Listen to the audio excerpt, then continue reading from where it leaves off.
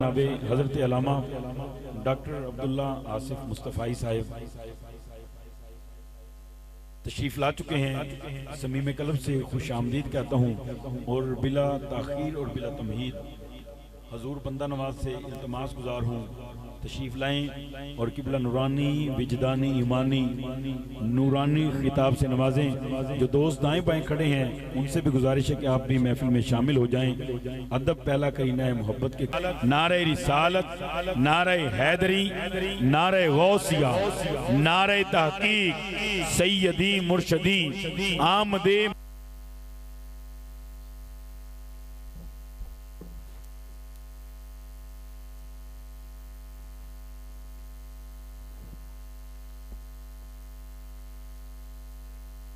الحمدللہ رب العالمین والصلاة والسلام علی سید الانبیاء والمرسلین۔ قال اللہ تعالی وتبارک فی القرآن المجید والفرقان الحمید۔ لقد کان لکم فی رسول اللہ اسوۃ حسنہ۔ صدق اللہ العظیم۔ اللہم صلی علی سیدنا و مولانا محمد وسلم۔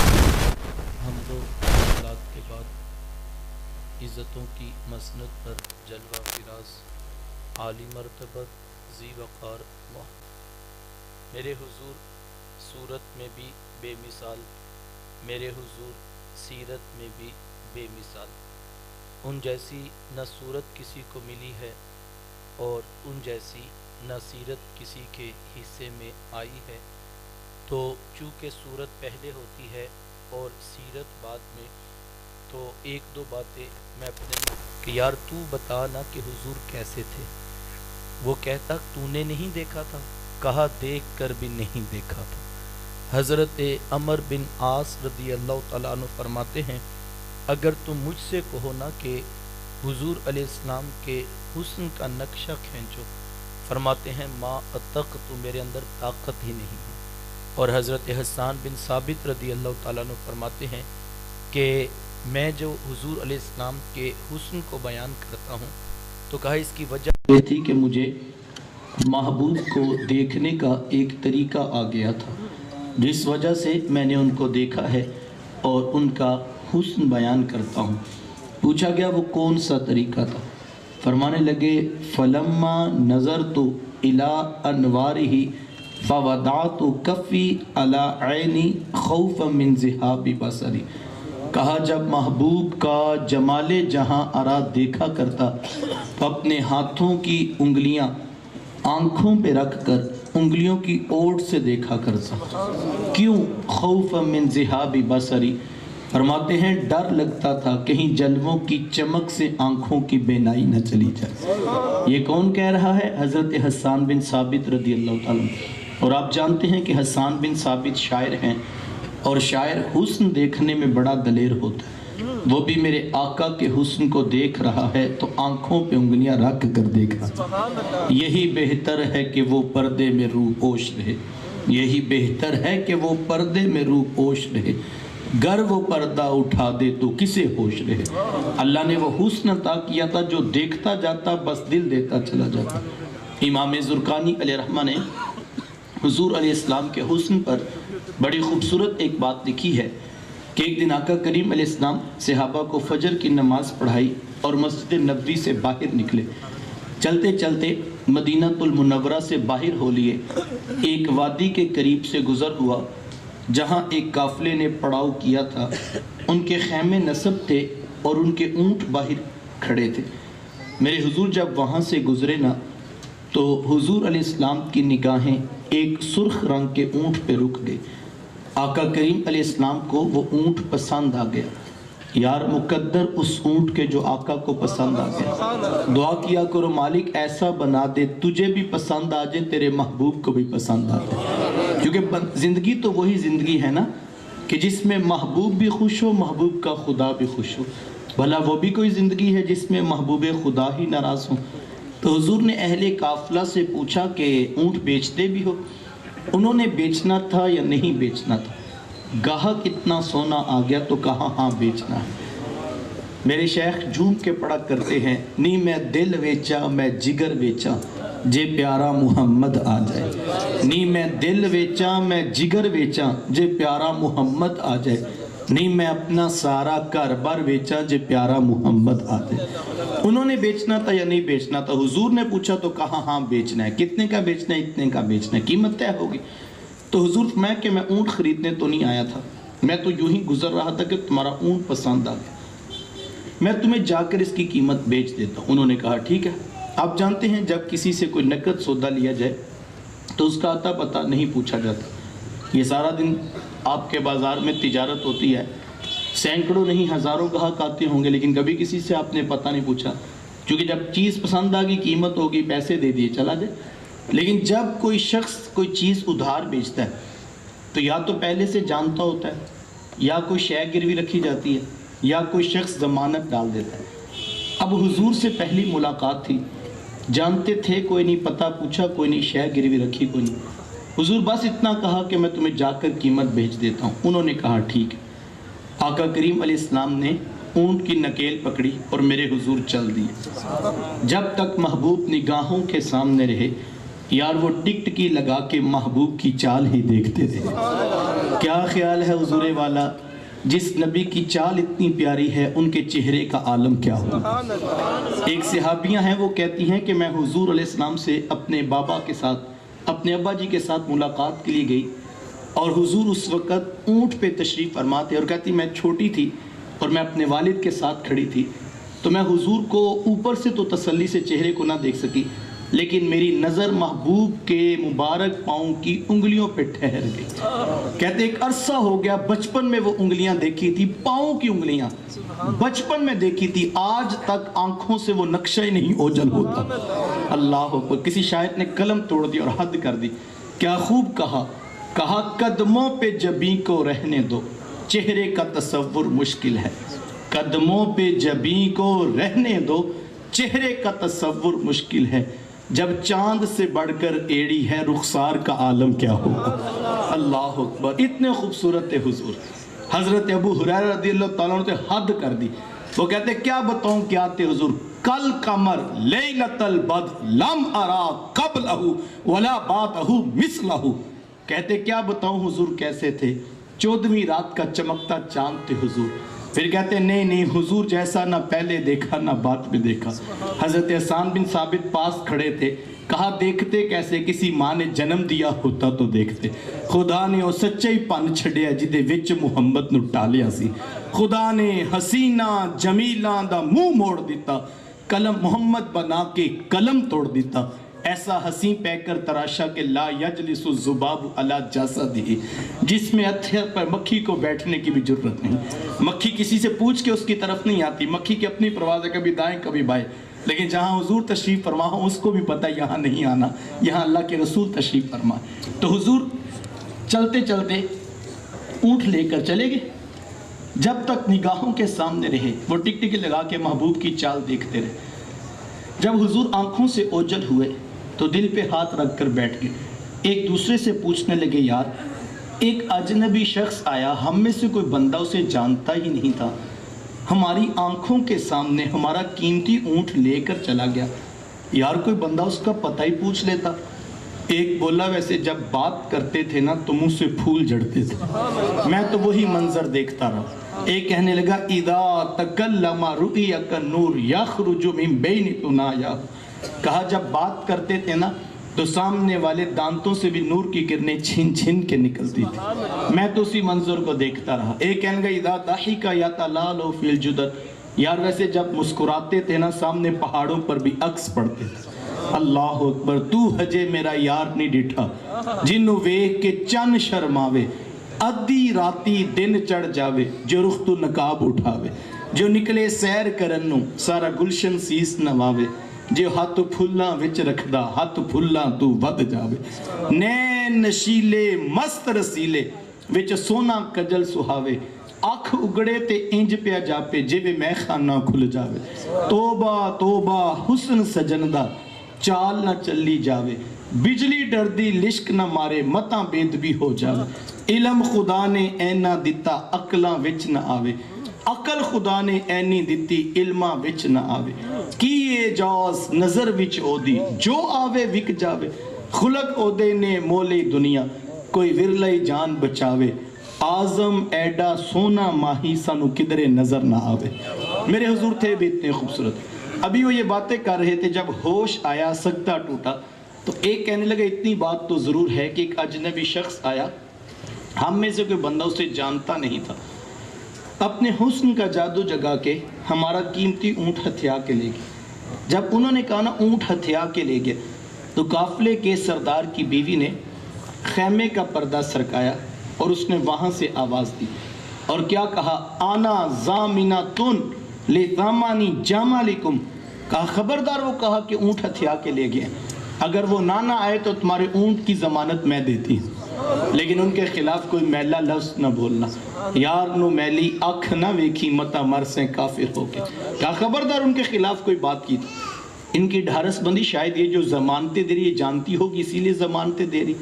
कहा तू जो आगे बढ़ बढ़ कर जमानतें दे, क्या तू उनको जानती है? कहा वल्लाह जानती तो मैं भी नहीं। कहा फिर तू क्यों जमानतें दे रही है?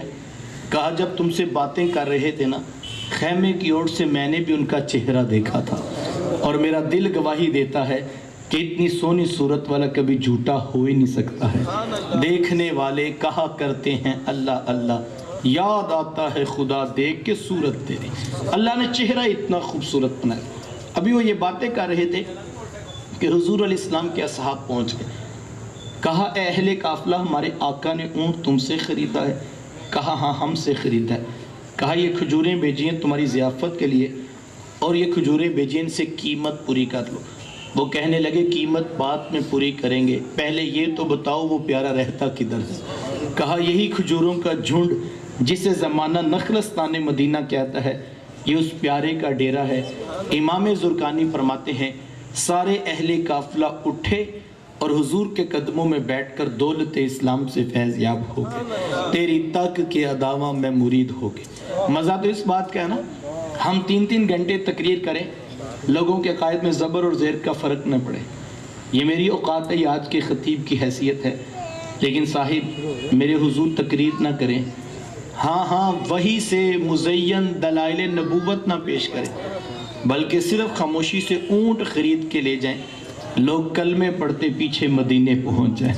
फिर कमाल है मदीने वाले का या कि नहीं। इसीलिए मेरे शेख तरीक़त पढ़ा करते हैं, डिठे वरक फोल कुरान दे सारे, तेरी शान जिया नहीं कोई होर डिठा, तेरी शान दा करे मुकाबला जड़ा, ओनू आशकां असली चोर डिठा, कोई नूर आखे कोई बशर आखे, पैंदा रात दिने एहो शोर डिठा, अल्लाह वालियां गल मुका दी तुसा होर डिठा सा होर डिठा। तुमने पता नहीं किसे देखा, कैसी कैसी बातें करते हो।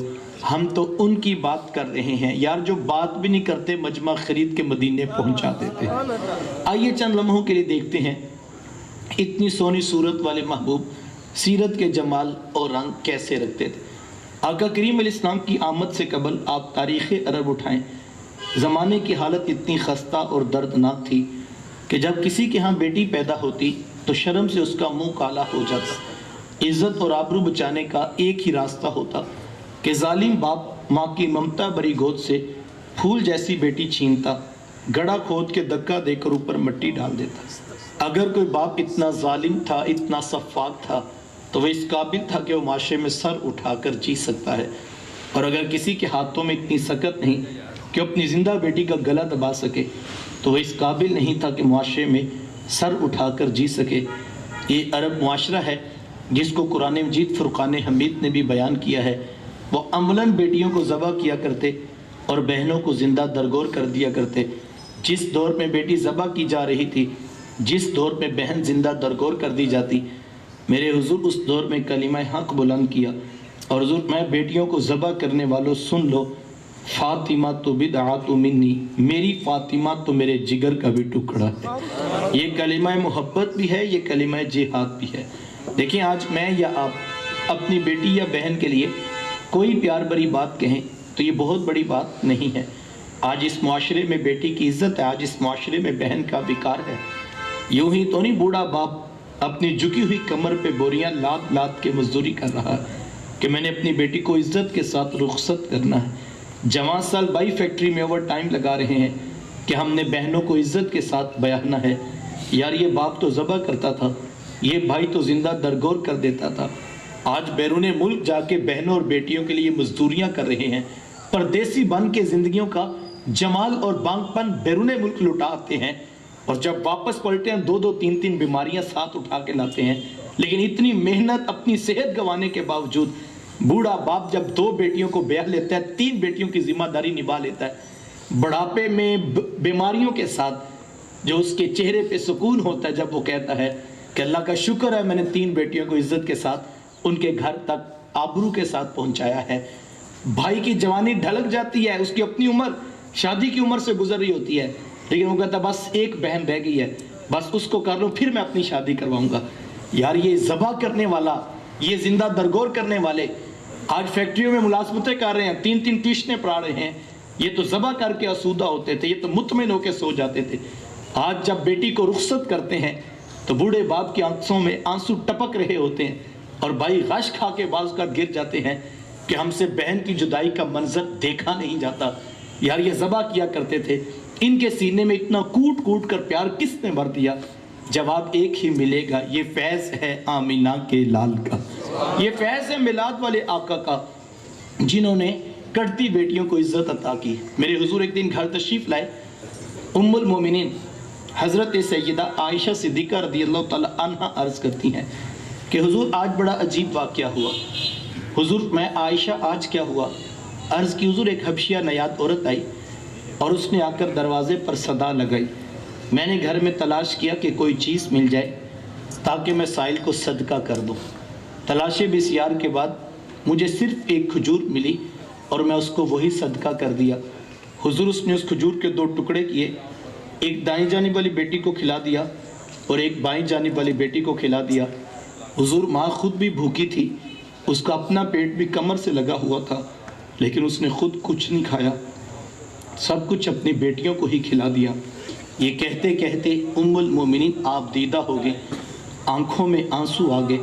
تو حضور میں سنو عائشہ، اگر کل قیامت کے دن ان بچیوں کی ماں کو جہنم میں جانے کا حکم ہو گیا تو یہ بیٹیاں ہی درمیان میں آڑ بن کے کھڑی ہو جائیں گی کہ مالک ہم تو اپنی ماں کو جہنم میں نہیں جانے دیں گی، اللہ ان بچیوں کی سفارش قبول کر کے ان کی ماں کو جنت کی راحت عطا کرے گا۔ کہاں بیٹیاں باعث شرم و ننگوار سمجھی جاتی تھی، کہاں بیٹیاں ہی دخول جنت کا سبب قرار پائیں۔ خود فرمایا جس کو اللہ نے 2 بیٹیاں یا 2 بہنیں عطا کی، پھر اس نے ان کی پرورش کی، ان کی تربیت کی، یہاں تک کہ ان کا نکاح بھی کر دیا، اور پھر پیچھے سے بھی اس نے خیر خبر رکھی، تو میرے حضور فرماتے اتنا خوش قسمت شخص ہے، کل قیامت کے دن میرے اتنے قریب ہوگا جتنی یہ 2 انگلیاں آپس میں قریب ہیں۔ یہ اعزاز، یہ تکریم کس کو ملے گی؟ جس نے بیٹیوں سے وفا کی ہوگی۔ بہنیں کیا ہوتی ہیں؟ یہ زمانے کو میرے حضور علیہ السلام نے آ کر بتلایا۔ آپ جانتے ہیں آقا کریم علیہ السلام کا نہ کوئی سگا بھائی تھا اور نہ کوئی سگی بہن، میرے حضور در یتیم ہیں، لیکن جب رضاعت کا شرف عطا کرتے ہوئے میرے حضور حضرت حلیمہ سعدیہ سلام اللہ علیہ کے یہاں تشریف لے گئے، تو آپ جانتے ہیں کہ ان کی ایک بیٹی تھی جن کا نام شیمہ یا شیمہ بتایا جاتا ہے، وہ رشتے میں حضور علیہ السلام کی رضائی بہن لگتی تھی۔ قبیلہ بنو سعد کے رواج کے مطابق شام کو جب مائیں کھانا پکانے لگتی تو بہنیں اپنے بھائی گود میں اٹھا کر باہر کھلے میدان میں لے آتی، ہر بہن کی گود میں اس کا بھائی ہوتا اور وہ اپنے بھائی کے حسن کے قصیدے پڑھ رہی ہوتی۔ اگر کسی کے بھائی کا رنگ کالا ہوتا تو وہ کہتی رنگ کالا ہے تو کیا ہوا، میرے بھائی کے نقوش دیکھو کتنے خوبصورت ہیں، اس کی اٹھی ہوئی ناک، اس کی جھیل جیسی خوبصورت آنکھیں تو دیکھو کتنی پیاری ہیں، تو وہ نقوش کو معیار حسن قرار دیتی۔ اور اگر کسی کے بھائی کا رنگ گورا چٹا ہوتا تو وہ کہتی جناب رنگ نہیں تو کچھ نہیں، حسن تو ہوتا ہی سارا رنگت میں ہے، میرے بھائی کا رنگ دیکھو کتنا گورا چٹا ہے۔ تو یہ بحث مباحثہ چل رہا ہوتا اور کوئی بہن بھی ہار ماننے کو تیار نہ ہوتی، اتنے میں ایک سم سے حضرت شیمہ اپنا ویر محمد اٹھا کے لے آتی اور کہتی ذرا میرے ویر کا مقابلہ بھی تو کرو نا، تو وہ کہتی نہیں نہیں شیمہ تیرے ویر کا مقابلہ تو نہیں نا، تیرا تو ساروں کا ہی سردار لگتا ہے۔ کتب میں آتا ہے حضرت شیمہ کا سر فخر سے بلند ہو جاتا اور وہ حضور علیہ السلام کو سینے سے چمٹا لیتی، اور دعا دیتی ربنا ابقلنا محمدا، انشاءاللہ میرے ویر محمد کو نظر نہ لگے۔ آج میں دیکھ رہی ہوں بچوں کا سردار ہے، کل اپنی آنکھوں سے دیکھو جوانوں کا بھی سردار بنے۔ زندگی کے لیل و نہار گزرتے گئے، حضرت شیمہ کی شادی ہوگی۔ مدنی دور کی کہانی ہے۔ اتفاق یہ ہوا کہ جس قبیلے میں حضرت شیمہ کی شادی ہوئی، حضور علیہ السلام کے صحابہ کی لڑائی اور جنگ اسی قبیلے کے ساتھ ہوئی۔ ان کے کچھ بندے قتل کر دیے اور کچھ کو قیدی بنا کر صحابہ مسجد نبوی میں لے آئے۔ عرب کے رواج کے مطابق قیدیوں کو چھڑانے کے لیے قوم کے سردار فدیہ اور فنڈ اکٹھا کرنے کے لیے نکلے۔ ہر دروازے پہ دستک دیتے اور فنڈ مانگتے۔ چلتے چلتے حضرت شیمہ کے دروازے پر بھی پہنچ گئے۔ دستک دی تو پوچھا کون؟ کہا قبیلے کے سردار ہیں، فنڈ اکٹھا کر رہے ہیں، تم بھی اپنا حصہ ڈالو۔ پوچھا یہ فنڈ کس لیے اکٹھا ہو رہا ہے، یہ رقم کیوں جمع کی جا رہی؟ تو کہا کہ مدینے میں ایک شخص ہے، ادعائے نبوت رکھتا ہے، اس نے ہمارے لوگ پکڑ لیے ہیں، ہم نے اپنے قیدی چھڑانے ہیں۔ تو پوچھا کہ اس کا نام کیا ہے؟ کسی کی زبان سے بے ساختہ نکلا محمد صلی اللہ علیہ وآلہ وسلم۔ ایک عرصے کے بعد حضور علیہ السلام کا نام سنا تو آنکھوں میں آنسو آ گئے۔ کہا انہوں نے تمہارے بندے پکڑے؟ کہا ہاں انہوں نے ہمارے لوگ پکڑے۔ کہا پھر فنڈ اکٹھا کرنا چھوڑو، صرف مجھے ساتھ لے چلو۔ کہا تم کیا کرو گی؟ کہا تمہارے قیدی چھڑا کے لاؤں۔ کہا تم ان کو جانتی ہو؟ کہا ہاں ہاں، تمہیں نہیں پتا وہ میرے بچپن کے ویر اور بھائی لگتے ہیں، میں تمہارے قیدی چھڑا کے دکھاؤں۔ حضرت شیمہ قبیلے کے سرداروں کو ساتھ لیا اور حضور علیہ السلام کے خیمہ نوری کی طرف سفر شروع کیا۔ یہ وہ وقت تھا جب ادب کی آیات نازل ہو چکی تھی، خبردار میرے رسول کی آواز سے آواز بھی اونچی نہ کرنا ورنہ زندگی کی ساری کمائی غارت کر کے رکھ دوں۔ صحابہ ننگی تلواروں سے در حبیب پہ پہرا دے رہے تھے۔ حضرت شیمہ اس خیال سے کہ میں تو اپنے بھائی کو ملنے جا رہی ہوں، جب آگے بڑھنا چاہا تو پہرے داروں نے تلواریں سونت دیں۔ رک جا دیہاتی عورت، جانتی نہیں آگے کوچائے رسول ہے، آگے تو بغیر اجازت کے جبریل نہیں جا سکتے، تو کون؟ روایت میں آتا ہے جب راستہ روک دیا گیا، تلواریں سونت دی گئی تو حضرت شیمہ نے یوں ہاتھ سے تلوار کو جھٹک کے کہا خلو سبیلی وعلموا انا اخت نبیکم، کہا میری راہیں چھوڑ دو، جانتے نہیں میں تمہارے نبی کی باجی اور بہن لگتی ہوں۔ یہ آواز کانوں میں پڑی تو صحابہ کی آنکھوں پر پلکوں کی چلمنیں آ گئی، نگاہیں نیچی کر لی، تلواریں پیچھے ہٹا لی۔ حضرت شیمہ پورے پروٹوکول سے حضور علیہ السلام کے خیمہ نوری میں داخل ہوئی۔ میرے حضور جب دور سے بہن کو آتے دیکھا، حضور اٹھ کر استقبال کیا، مرحبا خوش آمدید پیش کرتے ہوئے فرمایا میری بہن آج کدھر کو آنا ہوا؟ عرض کی حضور آپ کے بندوں نے ہمارے کچھ لوگ پکڑ لیے ہیں، میں ان قیدیوں کو چھڑانے کے لیے آئی ہوں۔ سنو بھائیو، اللہ کے رسول نے کیا ارشاد فرمایا؟ حضور فرمایا میری بہن تو نے آنے کی زحمت کیوں گوارا کی؟ تو گھر بیٹھے بھی پیغام بھیج دیتی، میں محمد تیرے کہنے پہ ہی ساروں کو چھوڑ دیتا۔ زمانے کو عملاً بتایا دروازے پہ بہن کا آنا کتنا معتبر ہوتا ہے۔ پھر چند جوڑے، کچھ گھوڑے، بہت سارا ساز و سامان، اور میرے حضور خود بہن کو چھوڑنے کے لیے دروازے تک تشریف لے آئے۔ صحابہ نگاہیں نیچی کیے، محبوب علیہ السلام کے ادب میں کھڑے تھے کہ حضور میں صحابہ میں جب بھی قیدی چھوڑتا ہوں پہلے تم سے مشورہ کرتا ہوں، آج پہلا موقع ہے، میں قیدی بھی چھوڑ رہا ہوں اور میں نے مشورہ بھی نہیں کیا ہے۔ عرض کی اے بندہ نواز، آپ مالک کل کائنات ہیں، آپ جو چاہیں کریں، ہم کون ہوتے ہیں بھلا درمیان میں مشورہ دینے والے؟ لیکن حضور جی اتنا تو بتائیے آج کون سی خاص بات تھی کہ آپ نے مشورہ بھی ضروری نہیں سمجھا؟ حضور فرمائے صحابہ آج میرے دروازے پر میری بہن آ گئی تھی، اور جب بہنیں دروازے پہ آ جائیں اللہ کا رسول انہیں خالی نہیں موڑا کرتا۔ زمانے کو بہن کا رشتہ میرے محبوب علیہ السلام کی دہلیز سے ملا ہے۔ توجہ چاہوں گا، جس دور میں بیٹی ذبح کی جا رہی تھی، جس دور میں بہن زندہ درگور کر دی جاتی، ماں جیسا رشتہ بھی منڈیوں اور بازاروں میں بک جاتا تھا۔ آپ تاریخ عرب اٹھائیں، یہ تاریخ عرب کی دردناک داستان ہے کہ 3 بیٹوں نے 30 دراہم کے عوض اپنی ماں کو جا کے منڈی میں بیچ دیا۔ ماں چیختی تھی، ماں روتی تھی اور کہتی تھی بیٹا میں تمہاری ماں لگتی ہوں، لیکن وہ کہتے تھے تمہارے باپ کی وراثت سے حصہ آیا ہے، ہم تیرے سے نفع اٹھائیں گے۔ لیکن میرے حضور نے ماں کو کیا عطا کیا؟ اللہ اکبر.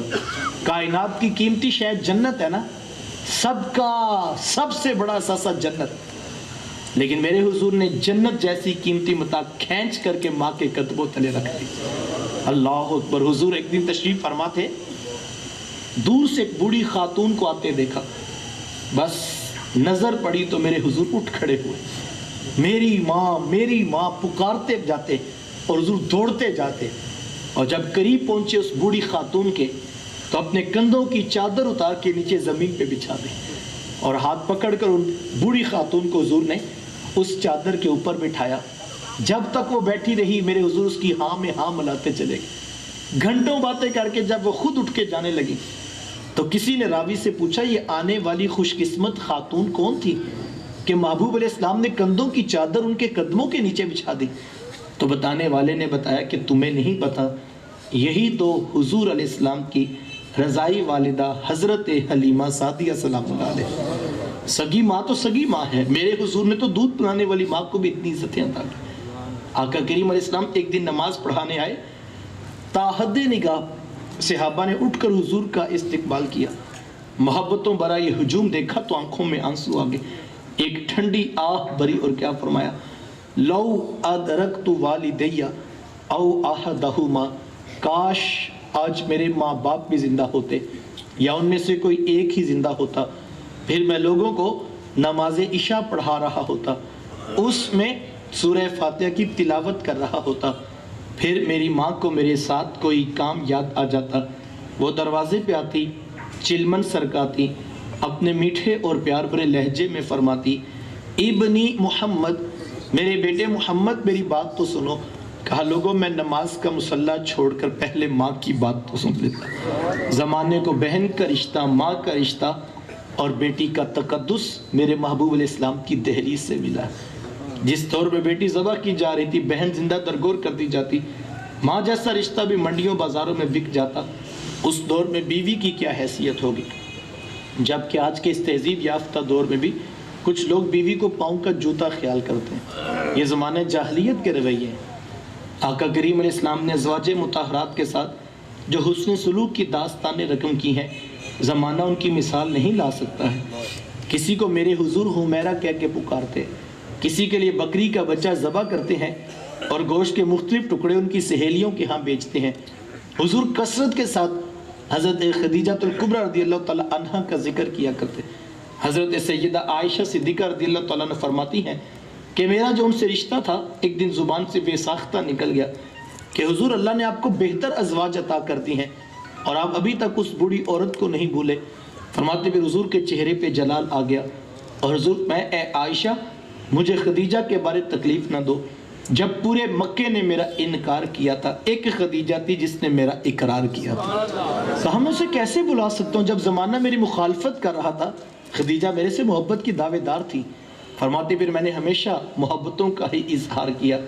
حضرت خدیجہ الکبریٰ رضی اللہ تعالیٰ عنہ کا جب وقت آخر قریب آیا تو حضرت سیدہ فاطمہ الزہرا رضی اللہ تعالیٰ عنہ کو بھیجا اور کہا بیٹا جاؤ جا کر حضور علیہ السلام سے چادر رحمت مانگ لو. سیدہ حاضر خدمت ہوئی اور آ کر عرض کی میری والدہ چادر مانگ رہی. آقا کریم علیہ السلام نے چادر بھی اتار کر پیش کر دی اور ساتھ فرمایا بیٹا اپنی والدہ سے پوچھو یہ چادر کیا کرنی ہے. یہ کہتے کہتے میرے حضور بھی ساتھ تشریف لے آئے اور حضور میں خدیجہ تو نے چادر کیا کرنی ہے. عرض کی حضور مجھے جو بخار ہے لگتا یوں ہے کہ جان لیوا ثابت ہوگا. میری آرزو یہ ہے کہ مجھے کفن ملے تو آپ کی چادر رحمت میں ملے. یہ کتنا بڑا حوالہ ہے یار. بیوی آرزو کر رہی ہیں اگر مجھے شوہر کی چادر میں کفن مل جائے تو یہ میرے رب کے حضور میری بخشش کی ضمانت ہوگی. حضور نے خود فرمایا تھا جو عورت اس حال میں مری کہ اس کا شوہر اس کے اوپر راضی تھا. حضور نے امت کو تعلیم دی، فرمایا جو عورت اس حال میں مری کہ اس کا شوہر اس کے اوپر راضی تھا. میرے حضور کہتے ہیں اے عمر کل قیامت کے دن جنت میں جس دروازے سے وہ جانا چاہے وہ جا سکتی ہے، کوئی شے اسے روکنے والی نہیں ہوگی. جو اس حال میں مری کہ اس کا شوہر اس کے اوپر خوش تھا. تو حضور نے فرمایا کہ خدیجہ تو نے چادر کیا کرنی ہے. عرض کی حضور میری خواہش ہے، تمنا ہے کہ مجھے کفن آپ کی چادر میں مل جائے. آقا کریم علیہ السلام نے چادر بھی اتار کر پیش کر دی اور ساتھ تاریخ ساتھ جملہ ارشاد فرمایا خدیجہ تو نے تو صرف چادر مانگی ہے، لو ارتی جلدی لآتیتک، اگر تو مجھ محمد کی جلد بھی مانگتی میں وہ بھی اتار کے پیش کر دیتا۔ زمانے کو رشتوں کا تقدس میرے محبوب کی دہلیز سے ملا۔ بھائی کیا ہوتے ہیں یہ زمانے کو میرے حضور علیہ السلام نے آ کر بتلایا۔ آقا کریم علیہ السلام تشریف فرما تھے، ایک شخص حاضر خدمت ہوا، آ کر عرض کرتا ہے کہ حضور میں کماتا ہوں اور میرا بھائی کماتا نہیں ہے، یعنی رہتے اکٹھے ہیں، اخراجات سانجے ہیں، تو میری کمائی بھی اس کی طرف چلی جاتی ہے۔ اس طرح ایک کمانے والے بھائی نے نہ کمانے والے کی شکایت اللہ کے رسول کی بارگاہ میں پیش کی۔ آج گھر گھر کا یہی دکھڑا ہے، جو زیادہ کماتا ہے وہ دوسروں کو خاطر میں نہیں لاتا۔ بڑا بھائی چھوٹوں کے لیے بے پناہ محبت کے جذبات ہی رکھتا ہو، لیکن اس کی آمدن تھوڑی ہو تو چھوٹے تانا دیتے ہیں کہ تو نے باپ کے بعد کون سی جاگیر ہے جو ہمارے لیے بچا کے رکھی۔ آج کہا جاتا ہے تو کہتا ہے تیری عزت کوئی نہیں کرتا، تیری عزت بھائی کس بات پہ کرے۔ آج کہا جاتا ہے تیرے بچوں کی فیسیں تو ہم بھرتے ہیں، گھر کے اخراجات تو ہم چلا رہے ہیں، تیری عزت کس بات پہ کرے۔ آج جس بھائی کے پاس معذرت کے ساتھ دولت زیادہ نہ ہو، سگے بھائی اس کی عزت کرنے کے بھی روادار نہیں۔ بڑے فخر سے بتایا جاتا ہے جناب یہ وزیر ہیں، یہ مشیر ہیں، یہ صدر ہوتے ہیں، سگا بھائی پاس کھڑا ہوتا ہے، اس کا نام بھی نہیں بتایا جاتا کہ یہ میرا بھائی ہے۔ دولت کی کثرت نے ہم سے رشتوں کا تقدس چھین لیا، خون سفید ہو گیا، کیا اوقات ہے اس دولت کی۔ لیکن جب رشتوں کا تقدس پامال ہو جائے، نوٹ ہی سب سے زیادہ عزیز ہو جائیں، پھر انسان اس بات سے بڑی دور چلا جاتا ہے۔ لیکن سنیے تعلیمات شریعت کیا ہے۔ سائل نے پوچھا میں کماتا ہوں وہ کماتا نہیں، رہتے اکٹھے ہیں، تو حضور میں ہو سکتا ہے اللہ تجھے رزق تیرے اس بھائی کی وجہ سے دے رہا ہو جو کماتا نہیں ہے۔ کتنی بڑی بات ہے۔ آج کے اس درس قرآن سے، آج کی اس محفل میلاد سے میں اور آپ اگر اس ایک جملے کو دل کی تختی پہ لکھ لیں تو صاحب یہ کتنا بڑا کرم ہو گیا کہ اس نے تیرا ہاتھ دینے والا بنایا، لینے والا نہیں بنایا۔ اگر تیرا ہاتھ لینے والا بنا دیتے تو کیا کر سکتا تھا؟ تو بھی تو اسی ماں کا بیٹا، تو بھی تو اسی باپ کی اولاد ہے۔ تیری رگوں میں کوئی الگ سے سرخ رنگ کا خون تو نہیں دوڑتا، تیرے دماغ میں الگ سے سوچو کہ سوتے تو نہیں پھوٹتے، تجھے اپنی ڈگریوں پہ ناز ہے، تیرے سے بڑی بڑی ڈگریوں والے لوگوں کے آگے خاک چھانتے ہیں، تو کہتا نہیں میں نے محنت بڑی کی ہے۔ صاحب اگر صرف محنت کے بل بوتے پہ ملتا تو تیرے ہی خاندان میں تیرے سے زیادہ محنت کرنے والے ابھی تک وہیں پہ کھڑے ہیں۔ تیرا ستارہ اوجے سریا کی بلندیوں کو چھونے لگا تو تجھے اونچا اس لیے نہیں کیا تھا کہ تو ایم این اے، ایم پی اے، ایم این اے وزیروں کے ہاں دعوتیں اڑاتا پھرے، تجھے تو اونچا اس لیے کیا تھا کہ تو پلٹ کے نیچے دیکھتا، اور جو بہن بھائی نیچے رہ گئے تھے اب ان کو کھڑا کرنے کا بھی سوچتا۔ وہ کسی دانشور نے کسی کروڑ پتی کا انٹرویو لیا تو پوچھا جناب آپ کروڑ پتی کیسے بنے؟ آج ہر شخص چاہتا ہے میں بھی راتوں رات امیر جو میں بھی کروڑ پتی بن جاؤں۔ تو پوچھا جناب آپ کروڑ پتی کیسے بنے؟ تو اس نے مسکرا کے کہا میں نے اپنے نیچے والوں کو لاکھ پتی بنا دیا، قدرت نے مجھے کروڑ پتی بنا دیا۔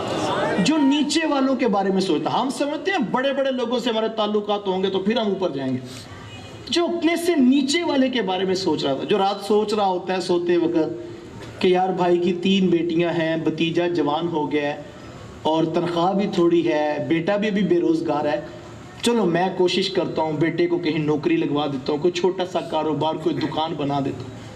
یہ صرف سوچ رہا ہوتا ہے، اور میں کہتا ہوں کرنا تو اللہ نے ہوتا ہے، بندہ کسی بندے کے لیے کیا کر سکتا ہے؟ کرنا تو اللہ نے، لیکن یہ صرف سوچ رہا ہوتا ہے۔ یہ کسی کے بچوں کے بارے میں اچھا سوچ رہا ہوتا ہے، صبح اٹھتا ہے رحمت کے فرشتے اسی کے ویڑے میں اتر رہے ہوتے ہیں۔ جو اپنوں کے لیے اچھا سوچتا ہے، جو اپنوں کے لیے اچھا سوچتا ہے، اللہ کی رحمت حدیث میں آتا ہے، اللہ کے رسول صلی اللہ علیہ وسلم فرماتے ہیں جب کوئی مومن اپنے دوسرے مومن بھائی کی مدد کے لیے اٹھ پڑتا ہے، اللہ کی رحمت کے فرشتے اس کے اپنے مددگار بن جاتے ہیں۔ تو مجھے اور آپ کو اللہ نے یہ کیسی خوبصورت زندگی کا طرز سیرت رسول کے سانچہ نور میں دیا، ایک ایک طبقے کو جس کو کوئی پوچھتا نہیں تھا میرے حضور نے اس کو عزتیں عطا کی۔ آقا کریم علیہ السلام تشریف فرماتے، ایک شخص حاضر خدمت ہوا اور اس نے آ کر عرض کیا کہ حضور میرا بیٹا گم ہو گیا ہے، آپ دعا کیجئے میرا بیٹا جلدی مل جائے۔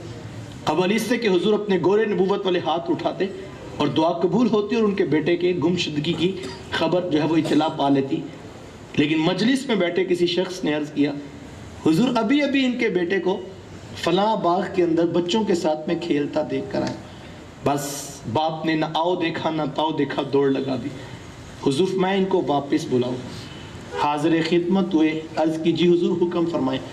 फरमाया बड़ी जल्दी है। अर्ज की हुजूर जज्बात आपके सामने हैं। बेटा सुबह से गुमशुदा है और माँ उसकी अलग से तड़प रही है। मैं जल्दी जल्दी बच्चे को माँ तक पहुँचाना चाहता हूँ। हुजूर मैं ज़रूर जाओ, मैं तुम्हें नहीं रोकता, लेकिन जाते जाते हमारी एक बात सुनते चले जाओ। अर्ज़ की हुजूर आप हुक्म फरमाएं। हुजूर मैं जब बाग के दरवाजे पर पहुँचो, बच्चों को मुश्तरक अपने बच्चे के साथ खेलता हुआ देखो, तो जो तुमने उसका नाम रखा उस नाम से पुकारना। अर्ज़ की हुजूर आपका हुक्म सा आंखों पर, लेकिन हिकमत भी तो बता दे। मेरा बेटा है, उसको बेटा कह के पुकारने में हर्ज भी क्या है? तो हुजूर फरमाया कि तुम सुबह से बेटे से बिछड़े हो, तुम्हारे लहजे में गज़ब की मिठास होगी। जब तुम अपने बेटे को जाके बाग के किनारे बेटा कह के पुकारोगे, तो हो सकता है वहाँ कोई यतीम बच्चा भी खेल रहा हो। उसके दिल में ये ख्याल आए, काश आज मेरा बाप भी मेरे साथ होता और मुझे बेटा कह के पुकारता। फरमाया ये चाह तुम घर में पूरा कर लेना, लेकिन बच्चों के सामने अपने बेटे को बेटा कह के नहीं पुकारना। हमें तो यहाँ तक कहा गया कि अपने गोश्त की खुशबू से अपने हमसाये को तकलीफ ना दो। क्या ख्याल है, रोड पे दौड़ती हुई लेटेस्ट मॉडल की गाड़ियां, शहर में तामीर होते होते बड़े बड़े प्लाजे, और गरीब को खाने के लिए नाना शबीना भी मुयसर ना हो। ये मिलाद की झंडियां, ये लाइटें, ये बरकत की बात। मैं इस पे नफी नहीं करता, कोई फतवा ना दे, ये बरकत की बात है। लेकिन जिस रसूल के नाम की झंडियां घरों में लगा रहे हो, उसी रसूल के उम्मती अगर घरों में बैठे नाने शबीना के लिए भी तड़प रहे हो, कितनों के बच्चे बेरोजगार हों, और हम आके लाखों रुपए यूं नात खानों पर, खतीबों पर उड़ा दें, तो हमें सोचने की जरूरत है या कि नहीं साहिब? ये महफिल का तो मकसद ये था कि हम सीरत रसूल का पैगाम अपनी रूहों में उतारें और फिर सुबह उठ निकलें, रात के अंधेरों में जाके उन गरीबों की दहलीज पे खुशियां बांटें।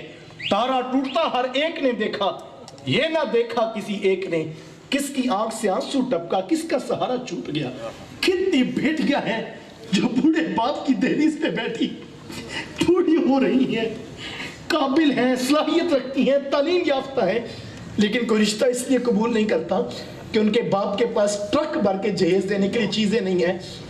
और वो जाके अल्लामा साहब को, मौलवी साहब को कहता है, हजरत दुआ कर दे, बेटी की उम्र इतनी हो गई है, बेटी दूसरी भी जवान है, ये माशरे के सिसकते हुए दुखड़े हैं, मैं आपको दावत देता हूँ, आप किसी के लिए खुशी का सामान कर सकते हैं, हुजूर की उम्मत से प्यार करें। इन महाफिल की मकसदियत रसूलुल्लाह का कुर्ब हासिल करना है। यहाँ से जो पैगाम ले, अपनी महाफिल को भी बामकसद करें। खुदारा खुदारा, ये बिके हुए खतीब, ये भंड किस्म के नकीब, ये डांस करते नात खा अपने स्टेजों से उतार लीजिए। हमारे पल्ले कख नहीं रहा, हमें ना दीन मिला, ना तरबियत मिली, और ना हमारे हाल पे कुछ रहम कीजिए। अपने प्रोग्राम को बामकसद बनाएं, हुजूर की रज़ा चाहते हैं, हुजूर की उम्मत से प्यार करें। देखिए आप सादा सी बात है, मेरे बच्चों से प्यार करें तो मुझे अच्छे लगेंगे ना। मैं आपके बच्चों का मुंह चूमूं तो क्या आपको अच्छा नहीं लगूंगा? तो यार वो कितना अच्छा लगेगा जो रसूलुल्लाह की गरीब उम्मत से प्यार करेगा। मैं आप ताजिर दोस्त बैठे हैं, मैं आपको कहता हूँ, हुजूर ने नसीहत करते हुए ताजिरों से कहा था कि ताजिरों तुम जब लेन देन करते हो तुमसे बहुत सारे गुनाह भी सरजद हो जाते हैं। हुजूर मैं तुम कसरत के साथ सदका किया करो, अल्लाह तुम्हारी वो खताएं जो तुम्हारे लेन देन में अगर हो जाती हैं, तुम्हारे ना चाहते भी हो जाती हैं, अल्लाह तुम्हारी खताएं माफ़ करेगा। कसरत से सदका किया करो। एक तो सदके का ये अंदाज है, और मैं ये दावत देता हूँ आपको, आप जो काम करते हैं, जो मुलाजिम, जो आपके साथ मातहत जुड़े हुए लोग हैं, आप उनको खड़ा करें, उनको अच्छे सैलरी पैकेज पे खड़ा करें और उनके साथ मोहब्बत का बर्ताव करें। अल्लाह के रसूल सल्लल्लाहु अलैहि वसल्लम ने इज्जत दी है, हुजूर इस्लाम ने प्यार दिया है, हुजूर की उम्मत से प्यार करो। मैं आखिरी बात से मेरे अंदर वुसअत ना रही और मैं क्लोज करूँगा, आखिरी बात और मेरी बात मुकम्मल होगी। आज मैं और आप, ये सब कुछ मोहब्बतों वाला, बरकतों वाला, ये इस गर्ज के लिए है कि रसूलुल्लाह हमसे खुश हो जाए, अल्लाह के रसूल हमसे प्यार करें, ये इसी मकसद के लिए। तो आओ मैं कुर्ब हासिल करने का एक और तरीका भी बताऊं। शख्स का नाम है बाबा फिरोज। ये एक अल्लाह वाला दुर्वेश शख्स था जो लोगों के जूते पॉलिश किया करता। किसी नौजवान को शौक आया कि मैं भी रब का कुर्ब पाता हूँ। हाजिर खिदमत हुआ तो पूछा, बाबा जी आपको रब कैसे मिला? تو بابا جی نے تعجب سے دیکھا کہ اتنا بڑا سوال اور ایک نوجوان کی زبان پہ. تو کہا بیٹا مجھے تو یوں ہی جوتے پالش کرتے کرتے رب بھی مل گیا, اس کا رسول بھی مل گیا. کہا حضرت جوتے پالش کرنے سے بھی رب ملتا ہے؟ کہا بیٹا مجھے تو یوں ہی ملا ہے. کہا حضرت لوگوں نے عبادات کی, مجاہدے کیے, ریاضتیں کی, جنگلوں کی خاک چانی, اور آپ کہتے ہیں کہ جوتے پالش کرنے سے رب ملتا ہے. تو کہا بیٹا رستے وہی ہیں جو تم نے بتائے ہیں, میں ان کی نفی نہیں کرتا, لیکن تمہارا سوال تھا کہ آپ کو رب کیسے ملا. تو بیٹا مجھے جوتے پالش کرتے کرتے رب بھی مل گیا, اس کا رسول بھی مل گیا. تو کہا حضرت ذرا راز سے پردہ بھی تو اٹھائے. تو جو بات اس نے کہی بڑی خوبصورت تھی. وہ کہنے لگے بیٹا میں جب بھی کسی کے جوتے پالش کیا کرتا اس کو خوب چمکا کے اس کا حق ادا کر دیتا. کیوں؟ اس نے 2 آنے مجھے دینے ہوتے تھے. کہا نہیں بیٹا 2 آنے تو اس نے دینے ہی ہوتے تھے, لیکن میں جوتے خوب اس لیے چمکا دیتا تھا کہ یہ کسی عام شخص کے جوتے نہیں ہیں. جس رسول کا میں کلمہ پڑھتا ہوں یہ بھی اسی رسول کا کلمہ پڑھتا ہے. میرے رب کو میری یہ ادا اتنی پسند آ گئی, اس نے اپنا قرب بھی عطا کر دیا, اپنے رسول کا قرب بھی عطا کر دیا. آپ یہ 500-700 لوگ بیٹھے ہیں, میں آپ کو دعوت دیتا ہوں صبح آپ نے ہی اس شہر میں دکانوں پہ بیٹھنا ہے. کوئی مزدور ہے تو مزدوری والے اڈے پہ چلا جائے گا, کوئی ڈاکٹر ہے تو وہ اپنے کلینک پہ جائے گا, کوئی ٹیچر ہے تو بچوں کو پڑھانے کے لیے جائے گا, کوئی تاجر ہے تو اپنی دکان پہ بیٹھے گا. آپ جو کام بھی صبح بیٹھیں پوری ایمانداری سے کریں. ظاہری بات ہے جو گاہک آپ کے پاس آئے اس نے آپ کو پیسے تو دینے ہیں, نفع تو آپ نے اس سے کمانا ہے. میں نہیں کہتا آپ نفع نہ کمائیں, لیکن آپ اتنا ضرور کیجئے گا جب وہ بات کر رہے ہوں اس سے تو ایک لمحے کے لیے سوچئے گا کہ جس رسول کے ہاتھوں پہ, جن کے نگاہ کرم پہ کل میری شفاعت لکھی ہے, یہ آنے والا کوئی پرایا نہیں, یہ بھی اسی رسول کا امتی ہے. اس سے دھوکہ نہ کیجیے گا, اس سے جھوٹ نہ بولیے گا, اس سے فراڈ نہ کیجیے گا. اگر چائنا کا مال ہے تو اسے بتائیے گا اس کی یہی کوالٹی ہے. اگر 1 نمبر ہے تو 1 نمبر بتائیں, اگر 10 نمبر ہے تو اسے بتائیں کہ اگر آپ کی سمجھ میں آتا ہے تو یہ اتنے کا ہے, اس کی اتنی قیمت نہیں ہے. دھوکہ نہ کرنا حضور کی امت سے, یہ بہت بڑا وظیفہ ہے. ہمارا مسئلہ یہ بن گیا کہ ہم نے یہ دنیا کا الگ کھانا بنا لیا اور ہم نے دین کا کھانا الگ بنا لیا. سارا دن جھوٹ بولا, دھوکہ کیا, فراڈ کیا, غریب کی ہڈیاں نچوڑی, خون نچوڑا, اور شام کو جاتے ہوئے ہم 11ویں کا ڈبہ مٹھائی کا بھی پکڑا گئے. ادھر ہاتھ ہولا رکھ لیتے, حضور کی امت تمہاری دروازے پہ آئی تھی. ہم الگ الگ خانوں میں جب دیکھنے لگے, تم اگر سرکاری محکمے میں ہو, کوئی تمہارے پاس آ گیا ہے, اس کا جائز کام ہے, آفیشلی قانون کہتا ہے کہ یہ کام ہو سکتا ہے, تو اس سے الگ سے جو ہے وہ مٹھی گرم نہ کرو, اس کو بتاؤ کہ یہ طریقہ ہے, یہ اس طرح ہو سکتا ہے. یس یار مجھے کوئی آ کے کہے کہ مجھے یاد ہے میں ایک دفعہ موبائل خراب ہو گیا تو میں گیا تو اس نے میرا موبائل دیکھا تو آگے میری حضرت کی فوٹو تھی. تو وہ کہنے لگا یہ کون ہے؟ میں نے کہا یہ میرے استاد ہے. تو وہ کہنے لگا آپ بیٹھ جائیں. تو اس نے چائے کا کپ بھی منگوا لیا, اور پہلے تو بحث کر رہا تھا تو پھر ریٹ بھی کم کر لیا کہ پرانی بات ہے. تو میں نے کہا یہ آپ اتنی محبت کیوں کر رہے ہیں؟ تو وہ کہنے لگا اصل بات یہ ہے کہ یہ جو آپ کے استاد صاحب ہیں نا, صرف آپ نہیں ہم بھی ان کے شاگرد ہیں, ہم بھی ان کی باتیں سنتے ہیں, ہمیں بڑا فائدہ ہوتا ہے. تو میں سمجھ گیا یار میرا اور آپ اس کا رشتہ ایک شخص کی وجہ سے بنا, تو چائے کا کپ بھی آ گیا, کرسی بھی آ گئی, اور ریٹ بھی نیچے ہو گیا. میری دکان پہ کوئی آ کے کہے کہ جس پیر صاحب کے آپ بیعت ہیں ہم بھی ان کے بیعت ہیں, ہم پیر بھائی ہیں, تو میرا لہجہ میٹھا ہو جاتا ہے. کوئی مجھے آ کے بھائی جس مدرسے میں تم پڑھے اس مدرسے میں میں پڑھا ہوں, تو میرا لہجہ میٹھا ہو جاتا ہے. کوئی آ کے کہے کہ جس شہر میں آپ رہتے ہیں ہمارے بڑے بھی وہیں رہتے ہیں, تو میرے دل میں محبت جاگ اٹھتی ہے. یہ سارے محبتوں کے رنگ ہیں, میں اس کی نفی نہیں کرتا. لیکن اگر کسی غریب کے پاس کسی بڑے آدمی کا فون ریفرنس نہیں ہے اور کام جائز ہے اور تم کر سکتے ہو, تو یہ نہ دیکھنا اس کا پیر کون ہے, یہ نہ دیکھنا اس کے پاس کسی وزیر مشیر کا نمبر ہے یا کہ نہیں, یہ کسی بڑے تاجر کا فون کروا سکتا ہے کہ نہیں, بلکہ یہ دیکھنا یہ سب رشتے نیچے ہیں, یہ اس رسول کا ماننے والا ہے جن کا کلمہ میں نے پڑھا ہے. حضور کے نام پہ جہاں مٹھائی بانٹ رہے ہو, جہاں دیگیں پکا کے بانٹ رہے ہو, آؤ ہم یہ عہد کریں ہم حضور کے نام پہ پیار بانٹیں گے, ہم حضور کے نام پہ محبت بانٹیں گے. حضور کی امت کو جوڑو, اختلاف ہو جائے رجوع کر لو, معافی مانگ لو, صلح کر لو, جوڑنے کی کوشش کرو اور محبتوں کا پیغام بانٹو. ہزاروں قومیں وجود میں آئیں دہر میں خشک و تر کے رشتے سے, ہزاروں قومیں وجود میں آئیں دہر میں خشک و تر کے رشتے سے، ہم نے بنیاد دوستی رکھی یاد خیر البشر کے رشتے سے۔ محمد کی وساطت سے یہ محبت تیری میری ہے، محمد کی وساطت سے یہ محبت تیری میری ہے۔ آپ کا شہر اور میرا شہر اور آپ کا خاندان اور میرا خاندان اور آپ کا علاقہ اور میرا علاقہ اور آپ کی برادری اور میری برادری اور، لیکن آپ محبت سے میرے لیے انتظار کر رہے تھے، محبت سے مجھے دیکھ رہے ہیں، کتنا وقت نکال کر آئے ہیں۔ تو وجہ کیا تھی؟ محمد کی وساطت سے یہ محبت تیری میری ہے، محبت اصل ان کی ہے، نہ تیری ہے نہ میری ہے۔ تو یہ حضور کی محبت ہے، حضور کے نام پہ پیار بانٹو، امت ہونے پہ فخر کرو، امتی ہونے پہ فخر کرو کہ یار میں حضور کا امتی ہوں، اور جو میرے پاس آتا ہے وہ حضور کا امتی ہے، میں حضور کے نام پہ پیار بانٹتا ہوں، اس کی رحمتوں سے بعید نہیں۔ کل محشر کے میدان میں حضور کہیں یہ وہ شخص ہے جس نے میری امت سے پیار کیا تھا، یہ وہ شخص ہے جس نے میری غریب امت کے لیے نفع بخش انداز اختیار کیا تھا۔ اللہ کی بارگاہ میں دعا گو ہوں، اللہ میرے ٹوٹے لفظوں میں، میرے بکھرے جملوں میں گنبد خضرا کے مکین کے قدموں کی ہی خیرات ڈال کر کسی کے من میں چراغاں کر دے۔ انداز بیاں اگرچہ بہت شوق نہیں تھا، کاش کہ تیرے دل میں اتر جائے میری بات۔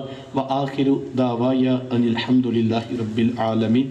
4 شعر سلام کے ہوں گے اور اس کے بعد منتظمین آگے آپ کو بولیں۔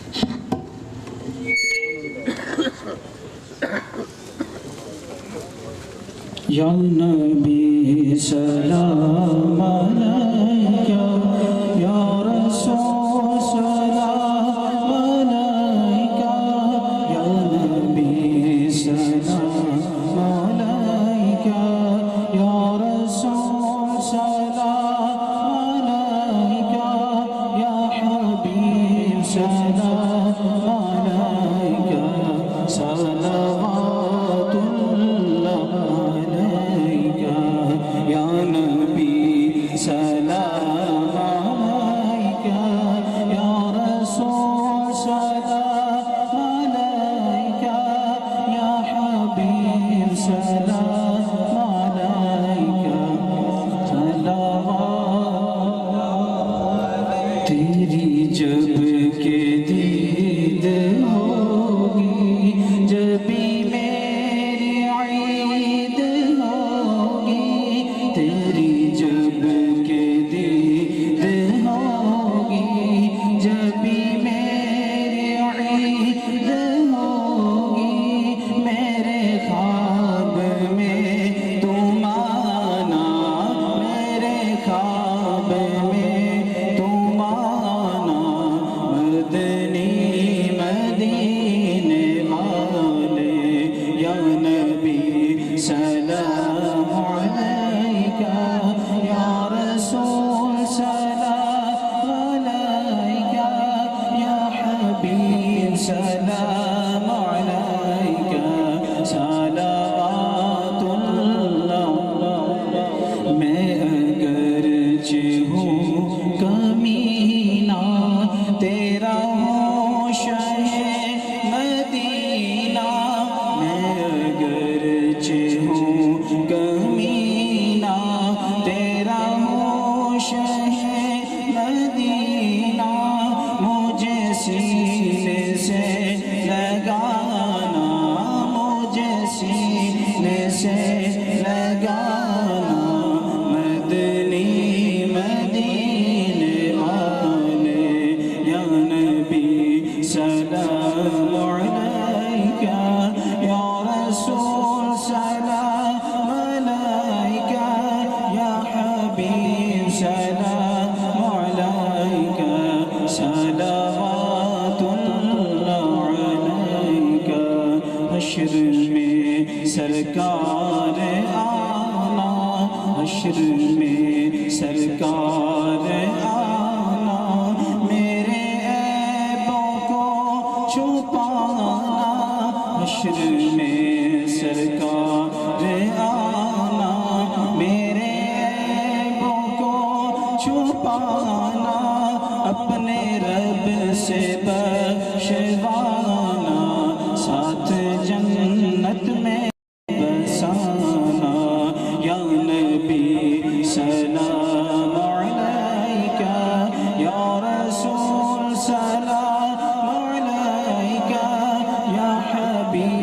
सलाम अलैका सलवातुल्लाह अलैका।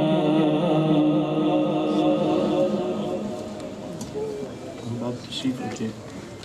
एक बार फातिहा शरीफ पढ़ के बुजुर्गों के साले सवाब के लिए आप सब शामिल हैं।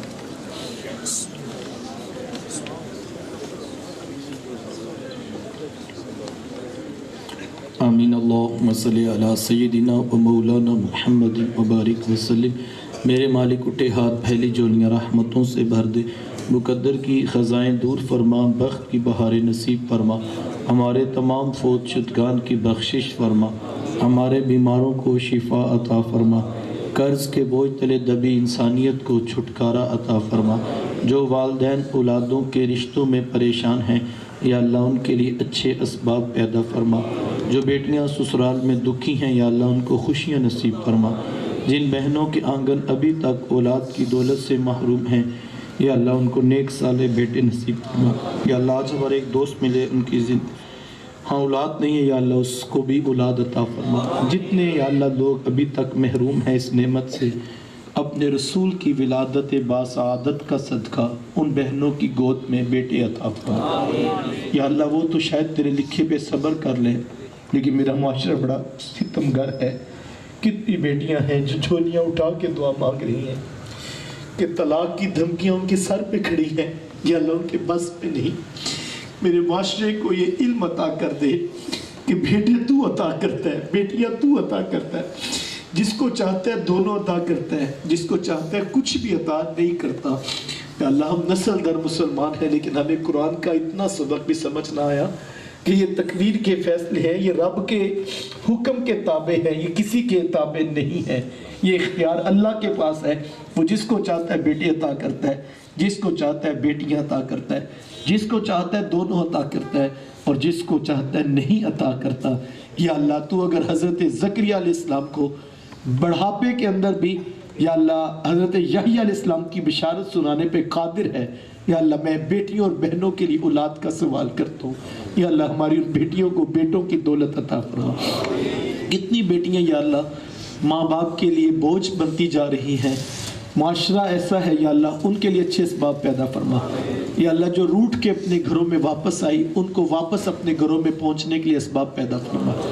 या अल्लाह हमारे दोस्तों ने एक काविश की तेरे रसूल के पैगाम को फैलाने के लिए, या अल्लाह इस काविश को कबूल फरमा। इस पे जो कुछ खर्च किया गया, या अल्लाह इसको कबूल फरमा। जो कहा जो सुना इस पर अमल की तौफीक अता फरमा।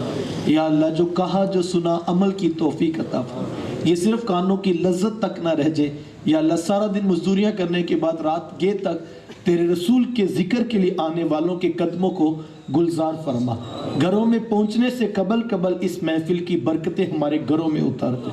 या अल्लाह मेरे बुजुर्गों के, मेरे नौजवानों के दिलों में जो दुआएं हैं उनको भी मुस्तजाब फरमा। बिलखुसूस हाजी नवीद साहिब के वालिद मोहतरम या अल्लाह इस दुनिया से रुखसत हुए, उनकी बख्शिश व मग़फ़िरत फरमा। उनकी ज़िंदगी भर की नेकियां कबूल फरमा। गुनाहों से दरगुजर फरमाते हुए जन्नतों में आला मकाम नसीब फरमा। हम सब के माँ बाप की बख्शिश व मग़फ़िरत फरमा। जिनके माँ बाप बीमार हैं या अल्लाह उनको शिफा था। या अल्लाह जो माएँ अपने बेटों की वजह से परेशान है कि बेटे उनके नाफरमान हो गए, गलत राहों पे चल पड़े, या अल्लाह हुजूर की विलादत का सदका उन बेटों को वापस पलटना नसीब फरमा। या अल्लाह जो भाई आपस में उलझ रहे हैं उनको हुजूर की सीरत का नूर नसीब फरमा। या अल्लाह समझ लेने के बाद, दीन सीख लेने के बाद हमें अमल का हौसला नसीब फरमा। हमें अपनी अनानियत के तकब्बुर के बुत तोड़ कर सुलह करने की तौफीक अता फरमा। या अल्लाह इस जगह को खैर का मरकज़ बना। यहाँ तेरे रसूल का जिक्र हुआ, यहाँ ताजिर रहते हैं। या अल्लाह मेरे मुल्क के ताजरों को खैर अता फरमा। इतनी वुसअतें अता फरमा। या अल्लाह इतनी वुसअतें अता फरमा कि हमारे ताजिर दोस्त मिलकर या अल्लाह माशरे के दुख बांट सकें। या अल्लाह इनके रिज़्क़ में बरकतें दे, इनके कारोबार में वुसअतें अता फरमा। और दीन की सरबुलंदी के लिए, दीन के पैगाम को फैलाने के लिए जिस तरह ये मैदान अमल में उतरे हैं, या अल्लाह इस्तकामत अता फरमा। रब्बिरहमहुमा कमा रब्बायानी सगीरा। या अल्लाह मेरे मुल्क पाकिस्तान की हिफाजत फरमा। पिछले दिनों में मुल्क का असासा डॉक्टर अब्दुल कदीर खान वफात पा गए। या अल्लाह उनकी बख्शिश व मग़फ़िरत फरमा, उनके दराजात को बुलंदियाँ नसीब फरमा। ناجائز مقدمات میں جو علماء بھی تک جیلوں میں ہیں یا اللہ اپنی بارگاہ سے رہائیاں نصیب فرما صلی اللہ تعالی علی حبیبہ محمد و آلہ و اصحابہ اجمعین